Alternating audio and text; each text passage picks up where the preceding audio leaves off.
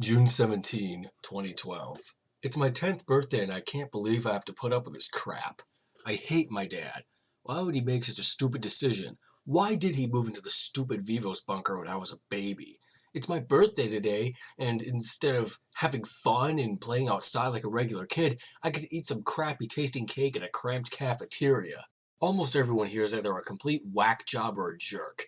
The only real friend I have is Amada. I can always count on her. It's times like this that I think I wouldn't be in this situation if it weren't for Mom dying.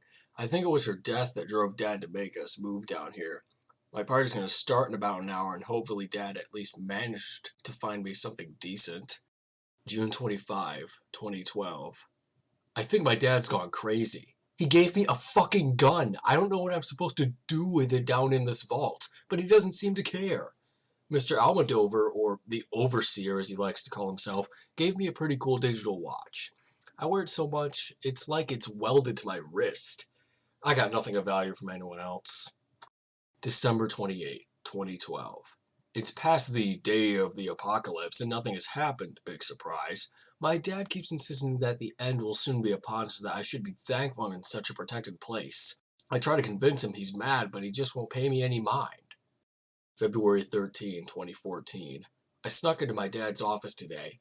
Him being the vault's only dentist, he has information on all the residents. I figured I might be able to get some inside information on Christine by accessing his computer. I found nothing and was about to leave before I noticed his personal journals were left open. I read the most recent entry.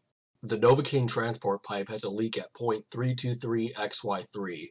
A constant supply of Novocaine is being added to the air supply. Due to the security and health implications of repairing it, we have decided to leave it be. The dosage is said to be small enough to have no effect on the residents. I couldn't understand most of what he was talking about. I heard his footsteps approaching, so I quickly ran back to my room. January 16, 2015. I was incredibly bored one day, as I was most days, so I decided to snoop around Dad's office. He has a bobblehead with a huge medical syringe on his desk for some reason. I found his journals again and decided to read. The gap has slowly widened over the last year. The Novocaine doses are increasing. At this level, we expect minor brain damage as a side effect. I warned Alfonsi of the implications, but he's gone mad with power. At this rate, the leak is doomed to increase in size. Permanent brain damage will be the result. I wouldn't be surprised if hallucinations start to set in after enough time has passed. I hope to God things resolve themselves.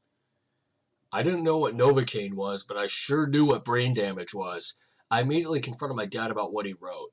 He passed it off as a novel he was writing. It explains things better than it being true. I'll choose to believe it. For now. August 4, 2017. I'm suffering from what I believe are terrible hallucinations. I keep seeing giant cockroaches, and my watch has become oddly high-tech. I vaguely remember my dad's journal talking about this, so I ran to his office and started reading. I'm sure of it. Everyone is going mad from the Novocaine. They're starting to fabricate things in their senses. The terrifying thing is that these hallucinations even penetrate one's memories. It's as if it completely alters your perception. Everything is livable. No one is crazy beyond reason, but if things persist to an unbearable point, I'll be forced to try to repair the pipe myself.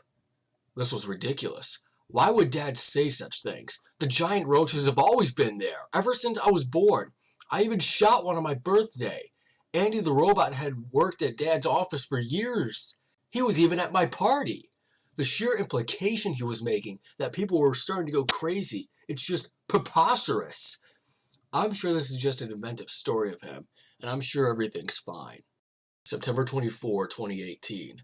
Today's the day of the big test. I'm really excited. I hope I'll become a laundry cannon operator. Ooh, or maybe a Pip-Boy programmer. That would be so cool. Well, I better get going. I don't want to be late. Hopefully I won't run into Butch and the tunnel snakes on my way there. March 11, 2021. I found a note from my father. Son, the vault is falling into ruin. I need to try my best to repair the Novocaine pipe. For some reason, I'm the only one not affected by the gas. If I don't succeed or something goes wrong, I'm leaving the vault. Son, you mustn't leave. Everyone in the vault has gone homicidal and I don't know what they'll do to you. I'm not even sure if you can understand this letter, but just know that I love you. Dad is so silly. March 12, 2021. Amada woke me up. She said there was a lockdown. Officers were patrolling the halls and my father had escaped. She gave me a pistol and ran off. My God, I see what's happened. My father wasn't crazy. He was telling the truth. He was trying to save us all.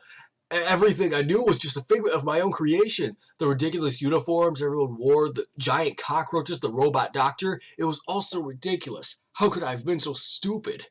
I ran out of my room, determined to escape with my father.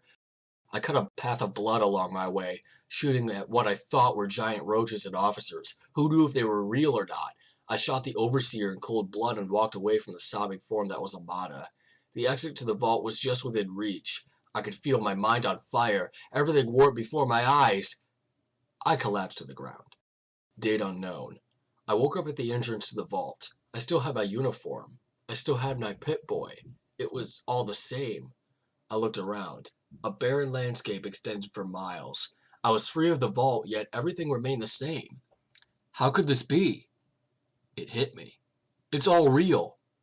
I was sane. My father was the crazy one. I had entered into a new post-apocalyptic world, and it was mine for the taking. I felt unstoppable. I picked up a radio signal on my watch and started running through a scorched field. On the horizon was what appeared to be a shanty town of some sort. I had a good feeling about this. I was on top of the world. I was unstoppable. I was the lone wanderer! Subject 134 is one of our most interesting cases. We have no name for him, but he calls himself the Lone Wanderer. He was found running around the DC area, screaming, shouting, and talking to random foliage. He was also reported to be seen shooting at wildlife with a BB gun. Upon closer interrogation, he insists upon thinking he's in a post-apocalyptic landscape. He insists upon calling me, Lucas Sims, the sheriff of some place he calls Megaton. He keeps telling me that his cell is a house I provided him with upon defusing the bomb in the center of town. The bomb he is referring to is what I believe to be the sculpture in the courtyard. We'll let him out occasionally. He always has the same reaction. He insists upon being in an apocalyptic world. We have no idea where he came from. He appeared to pop up out of nowhere. All we know for sure is that he shows little hope for improvement.